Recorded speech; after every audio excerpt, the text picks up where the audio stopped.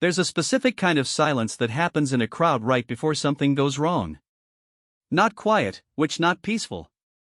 Just stopped. Like someone pressed pause on all 47 conversations happening at once, and everyone simultaneously decided to look in the same direction without knowing why. I've been to a lot of royal events. I'm not going to pretend I'm some expert, some historian with credentials on a lanyard. I'm just someone who moved to London 11 years ago for a job in publishing that never quite felt real, and somewhere along the way I started showing up to these public appearances the way other people go to farmers markets, just to feel like I'm part of something bigger than my own flat. This was a Tuesday in late autumn. Plus, the kind of Tuesday that doesn't apologize for itself, gray all the way to the horizon, a wind that had clearly made a decision about what it wanted to do that morning, and the smell of chestnuts roasting from a cart somewhere behind me that I never managed to locate. The Waleses were due at the Garden Gala, a charity event, hosted in the grounds adjacent to the palace, supporting an arts initiative for children in underfunded schools across the country. The kind of event that gets a paragraph on page 7 of most newspapers and a 14-second clip on the evening news. I was, for what it's worth, standing maybe 4 rows back from the rope line. To my left was a retired couple from Gloucestershire who'd driven up specifically for this. The woman, Judith, she told me, unprompted, while offering me half a ginger biscuit from a tin she'd brought in her coat pocket, had a laminated photograph of the Princess of Wales from the early years that she'd been carrying for a decade. Her husband Dennis just stood quietly with his hands clasped behind his back and nodded at things. I liked Dennis immediately. To my right was a teenager filming everything on a phone attached to a stick that kept inadvertently jabbing the people behind her whenever she shifted her weight. She'd been there since 7 in the morning, she told us. Her mum was waiting in a cafe on the Strand. The event was scheduled for 11. They arrived at 11:04, which, if you follow these things, you know is practically theatrical punctuality for a public engagement of this size. The car came through and the crowd did what crowds do. This exhaled, collective noise, somewhere between a gasp and a cheer, the sound of a lot of people momentarily forgetting themselves. Prince William stepped out first, which is standard.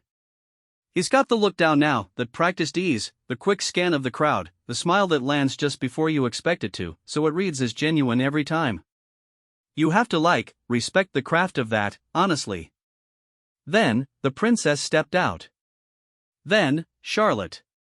She was wearing something navy, a coat with a neat collar. Her hair was pulled back, except for the pieces that the wind immediately decided to liberate. She's at the age now where she's too old to hide behind her parents, but young enough that you still feel this instinctive protectiveness watching her step into spaces that are genuinely enormous, emotionally speaking.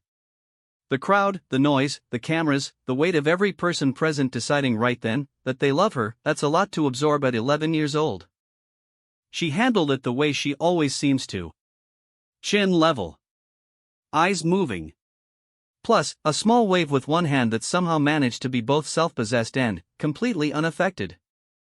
I remember thinking, that kid is going to be formidable. Then, TBH, the second car arrived. Camilla stepped out, and that's when the atmosphere shifted in a way I couldn't immediately name. It wasn't hostile. It wasn't warm exactly. It was something in between, that particular tension that exists in a British crowd when they then collectively decided how to feel yet and everyone is waiting for someone else to go first. There was applause. Respectable, measured applause, the kind that tells you more about social politeness than actual sentiment. Camilla walked toward the entrance, and she did something I wasn't expecting. She stopped, and not because someone called to her, not because a child reached through the rope with a flag, she just stopped, mid-path, maybe 8 feet from Charlotte, and turned.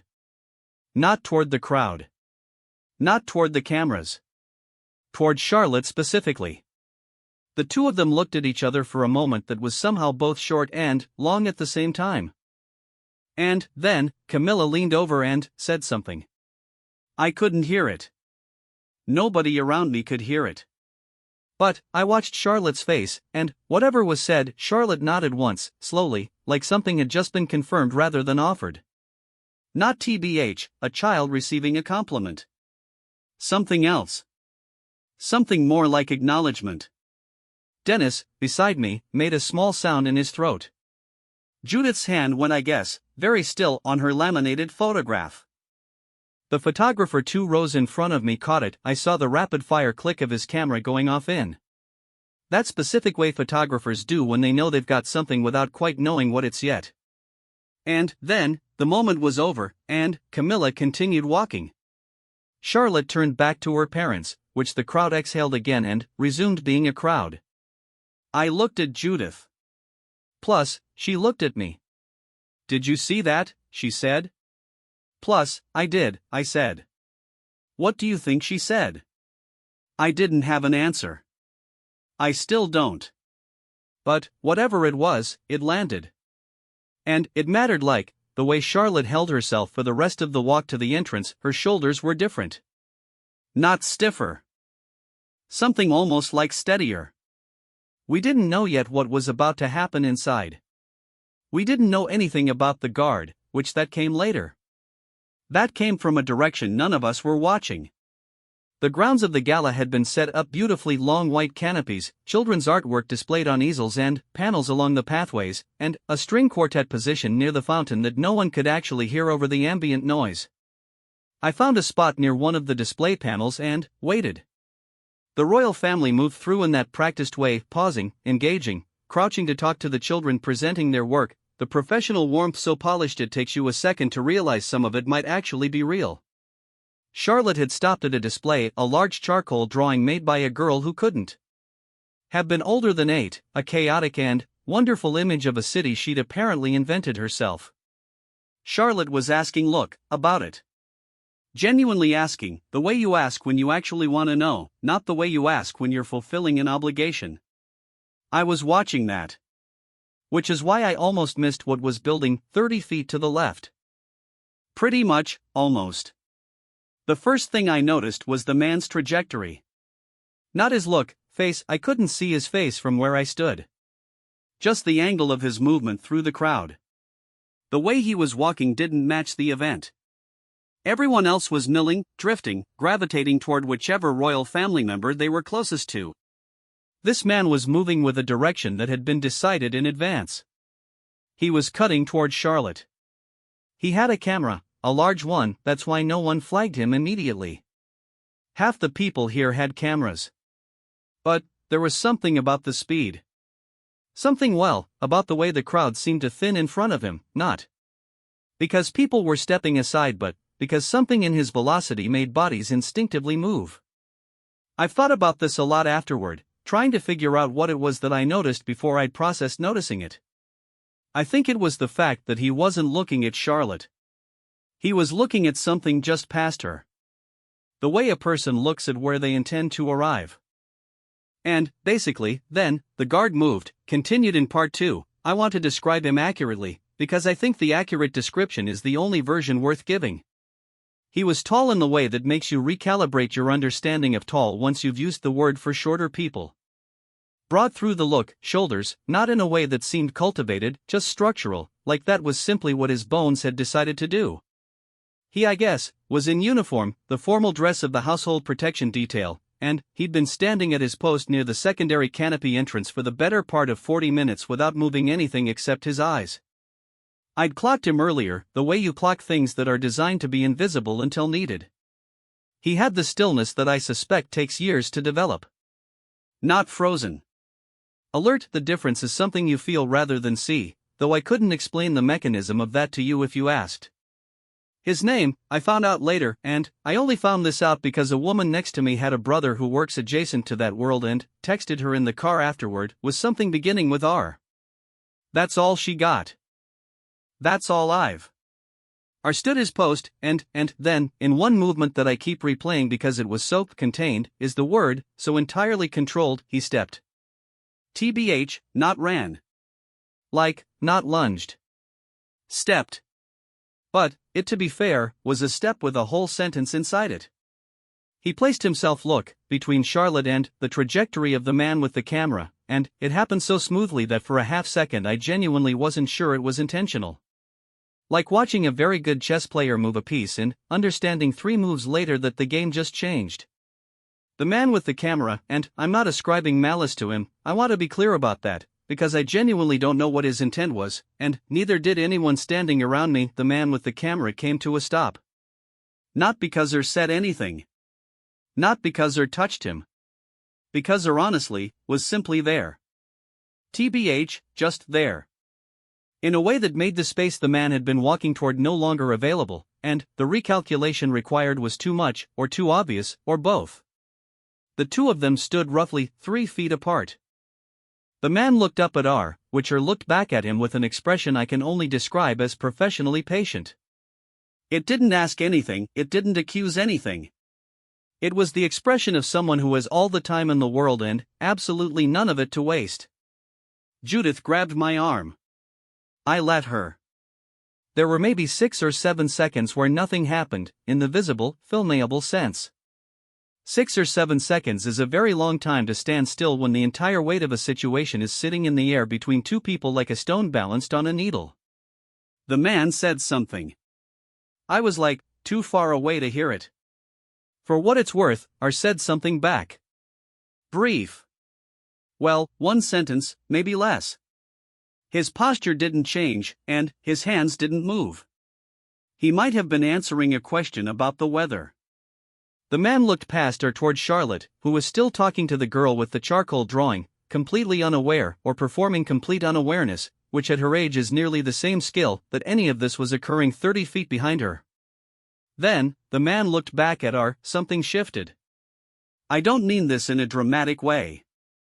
I mean it in the plain, human way that things shift when a person accepts that a particular path isn't open to them. I think his shoulders changed. The direction of his weight changed. He said something else, shorter this time, and nodded once, a nod that somehow managed to be both polite and entirely final. The man moved away. Honestly, not escorted. Not grabbed. He just redirected, the way water redirects around a rock. Smooth enough that almost nobody around me seemed to register that anything had happened.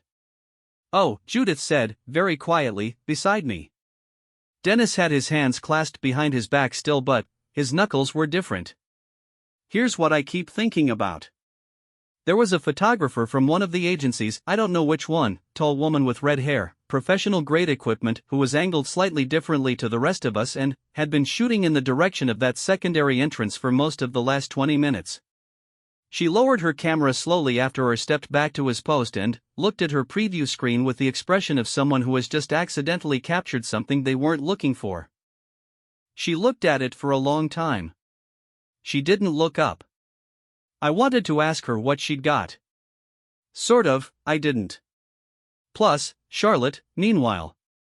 She finished with the charcoal drawing. The girl, 8 years old, invented a city, had strong opinions about which neighborhood in her fictional metropolis had the best bakeries, was presented with a certificate, and Charlotte said something that made the girl's mother press both hands to her mouth. I was honestly still too far to hear. I'm making peace with having been too far to hear a lot of things that day. But I could see Charlotte's face as she moved on to the next display. And maybe I'm reading things in because I just watched what I'd watched, or maybe it's a real thing that I witnessed, but she seemed to know. Not to know the specifics. Not to have turned around and seen our shoulder blocking someone from the path behind her. But to know honestly, in the way that children who have grown up inside significant security details know, in the way it must live in the body after years of it, that something in the environment had just adjusted itself on her behalf, and she was meant to keep moving forward as though it hadn't. She kept moving forward. She put her hands behind her back, exactly the way her father does, and she bent down to look at the next child's work with her entire attention. And it struck me, standing there holding a ginger biscuit that had gone slightly soft from the warmth of Judith's coat pocket, that this was possibly the most sophisticated social performance I'd ever witnessed from someone who hadn't yet sat a single GCSE. The event continued for another hour and 40 minutes. At some point during that time, I'm reconstructing this from what I saw and what I pieced together afterward from a few other people who'd been standing in better positions than me. Camilla and Charlotte were photographed together near the arts display wall. Side by side, looking at a painting, a large abstract thing in oranges and reds made by a 9-year-old who, when asked about it, apparently said it was the inside of being angry but also hungry at the same time, which honestly sounds like the most accurate abstract art statement I've ever heard. The photographs that ran from that moment, and I saw several of them over the following day as they circulated, all showed the same thing. Two women of very different ages and very different positions looking at the same piece of art. I guess, not performing togetherness. Just present. In the same space. Looking at the same thing. Whether that's significant or whether I was already primed to find significance everywhere by that point, I honestly cannot tell you. But I kept thinking about that moment at the car. The lean, the few words, the nod. The steadiness that followed. And I kept thinking about R. Back at his post. Watching. I've been to these events enough times to know the rhythms. The family, in my opinion, arrives, works the room in a choreographed sequence that looks effortless because it's been effortless so many times it's become muscle memory, then exits. The crowd disperses. The roasted chestnut cart, which I never found, presumably packs up and rolls home. But I stayed longer than usual. So did Judith and Dennis, I noticed, and they'd moved slightly closer to the rope line near the exit, and Judith was holding the laminated photograph with both hands now, not in the defensive way she'd been clutching it earlier, just holding it, the way you hold something when you're thinking. Dennis saw, I guess, me looking and gave me a nod. I nodded back. That was enough. The thing about a moment of protection, real protection, not the kind that's theatrical, not the kind designed to be seen, is that it operates at the level of negative space. It's defined by what didn't happen. By the trajectory that got quietly rerouted before it arrived anywhere. By the space cleared, and held, and then vacated as smoothly as it was created. The child moved forward never knowing the exact shape of what had been standing behind her, because the shape had been dealt with before it could become a thing she'd need to know about. That's the job, and not the uniform. Not the ceremony. That's the actual job. Continued like, in part 3, the family left at 1:10. There was the exit, the same choreography in reverse, the waves, the final conversations, the children lined up to present small handmade cards that the Princess of Wales accepted with both hands every single time without exception, which is one of those things that seem small and isn't. Charlotte walked out beside her father. She said something to him near the car door and he looked down at her with the expression of a parent who has just been surprised by their child in a way he'll be thinking about later. She got in the car. The car moved. And, I guess, in the very particular way that royal departures work, the entire emotional weather system that had gathered over that stretch of South London lawn over the previous 2 hours just dispersed. Instantly. Plus, people looked, at each other. They looked at their phones. The spell, or whatever it was, reverted to ordinary Tuesday. The woman with the red hair and the agency camera was already on her phone, walking fast toward the exit gates, her bag over one shoulder and her equipment bag over the other, her voice low and quick in the way of someone filing a story that hasn't finished developing yet. I watched her go. Judith finally put the photograph away carefully, back into the inner pocket of her coat, the way you put something away when you're not ready to think about it yet. Same as well, ever, Dennis said. His wife looked at him. Better, I think, she said. I want to go back to Camilla for a moment, because I think the thing I saw at the cars has been sitting at the edge of everything I've written here and I haven't looked at it directly yet. I'm not going to assign it a meaning. I don't know what was said.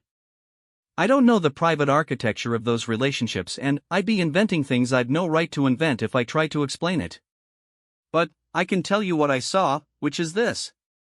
An older woman leaned toward a young girl in a gray November wind in front of a crowd of strangers and cameras and said something that took fewer than 10 seconds to say. And the young girl, who has been performing poise in public since before she had the vocabulary to describe what poise was, listened in a way that was different from the way she'd been listening to everyone else all morning. Like, not more attentive. She's always attentive, that's part of the training, the biology, the environment. Whatever combination of those things produces a child who can hold eye contact with a stranger and make them feel acknowledged. This was different because she went still. Not performatively still. The other kind. And then, she nodded once, that single, slow, confirmed nod, and stood up straighter, and the morning continued. I've been turning that over for days. What do you say to a child who's going to inherit one of the most exposed lives in the world? What do you say in 10 seconds on a public lawn that does anything useful at all? Maybe nothing useful. Maybe it, for what it's worth, was about the weather or the tightness of a hair clip. Maybe I'm absolutely filling in narrative where there was none, and Judith's hand gripping my arm and Dennis's changed knuckles and the photographer's frozen preview screen were all coincidences stacking up into a shape my brain needed to see. Maybe, but I don't think so. I think Camilla, who knows a thing or two about being watched in unfriendly ways, about having your presence in a space contested by people who consider your presence a problem, I think she said something true. Something from her own scar tissue, offered without sentiment or performance, in the 10 seconds available. And Charlotte took it. Stored it somewhere, and kept moving. There's a version TBH of this story that runs on television with dramatic music under it and a headline that uses the word stunning and encourages you to stay tuned to find out what happened next. I'm aware this isn't that. But the version on television doesn't have Dennis's knuckles in it.